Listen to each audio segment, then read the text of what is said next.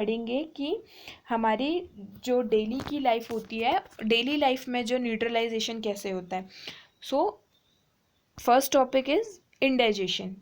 Our stomach contains hydrochloric acid. It's help us to digest food.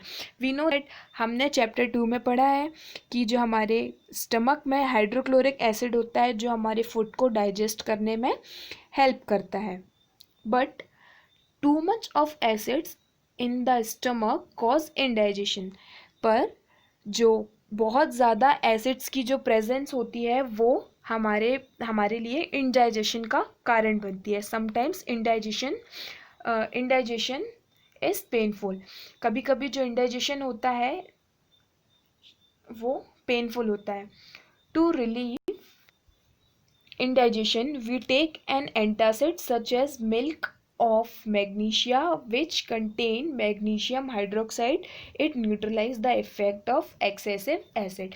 कभी कभी हमें इस indigestion से रिलीफ पाने के लिए हम क्या करते हैं, एंटासिड के फॉर्म में हम जो है मिल्क ऑफ मैग्नीशिया जो कि मैग्नीशियम हाइड्रोक्साइड है वो यूज़ करते हैं, जो कि हमारे एसिडिक नेचर को क्या करता है, उसमें थोड़ा सा जो ये मैग्नीशियम हाइड्रोक्साइड है जो बेसिक फॉर्म में यूज़ होता है, ये जो होता है हमारे स्टमक के एक्सेस जो एसिड होता है उसे न्यूट्रलाइज कर देता है और फिर जो हमारा इंडाइजेशन होता है वो धीरे धीरे ठीक होने लगता है। Now ant bite. When an ant bites it inject the acidic liquid which is formic acid into the skin. जब चींटी काटती है तब क्या होता है, वो जो एंट होती है वो हमारी बॉडी पे फॉर्मिक एसिड जो है वो इंजेक्ट कर देती है। The effect of the acid can neutralize by rubbing moist baking soda. अब हम इस एसिड को हम कैसे न्यूट्रलाइज कर सकते हैं, इस जिस पॉइंट पे जहाँ पे हमें एंट जो है बाइट करती है वहाँ पर हम क्या करते हैं, थोड़ा से baking soda it's called sodium hydrogen carbonate को हम क्या करते हैं, थोड़ी से उसको पिंच ऑफ थोड़ा सा अमाउंट लेते हैं और उसे उस प्लेस पे रब कर देते हैं। ऐसे करने पे वो एरिया जो है न्यूट्रलाइज हो जाता है और केमिकल और calamine solution which contain zinc carbonate, या फिर हम क्या कर सकते हैं इसकी जगह पे कैलामाइन सॉल्यूशन जिसमें जिंक कार्बोनेट होता है वो भी यूज़ कर सकते हैं, जो इसे न्यूट्रलाइज करने के लिए हेल्प करता है। थर्ड पॉइंट जो है वो है soil treatment. What is soil treatment?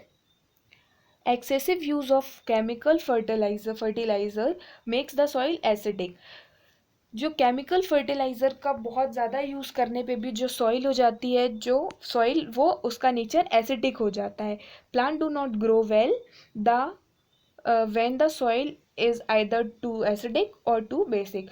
जो प्लांट्स होते हैं उनकी ग्रोथ नहीं हो पाती है अगर जब सॉइल का नेचर बहुत ज़्यादा एसिडिक होता है तब भी प्लांट्स की ग्रोथ नहीं हो पाती है, और बहुत ज़्यादा बेसिक नेचर होता है तब भी प्लांट्स की ग्रोथ अच्छे से नहीं हो पाती है।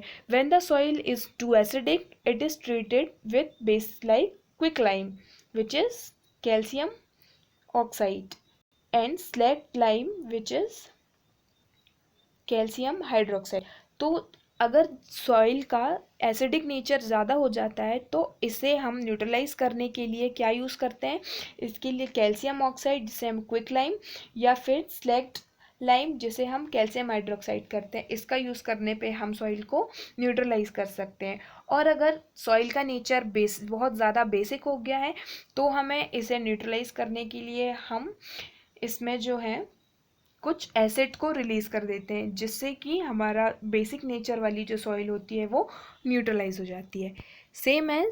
अब लास्ट पॉइंट जो है हमारे पास वो है factory waste. The waste of many factories contain acids. If they are allowed to flow into the water bodies the acids will kill fish and another organism. जो फैक्ट्री वेस्ट होता है उसमें बहुत ज़्यादा अमाउंट में जो होता है एसिड होता है, और इस वेस्ट को क्या होता है वाटर पे या फिर किसी नदी में जब बहा देने से, फ्लो कर देने पे क्या हो जाता है, जो वाटर का नेचर वो बहुत ज़्यादा एसिडिक हो जाता है, जिसके कारण जो वाटर ऑर्गेनिज्म है जैसे लाइक फिश और अदर ऑर्गेनिज्म जो है उनकी वो जो होती है उनकी डेथ हो जाती है, जिसके कारण जिसे हमें सुधारने के लिए हम क्या कर सकते हैं, इसमें इसे न्यूट्रलाइज करने के लिए इसमें थोड़ा सा हम जो है बेसिक सब्सटेंस को ऐड कर सकते हैं, जिससे ये जो के फैक्ट्री वेस्ट है वो न्यूट्रलाइज हो जाएगा. So now your chapter is and. Now we will do the exercise.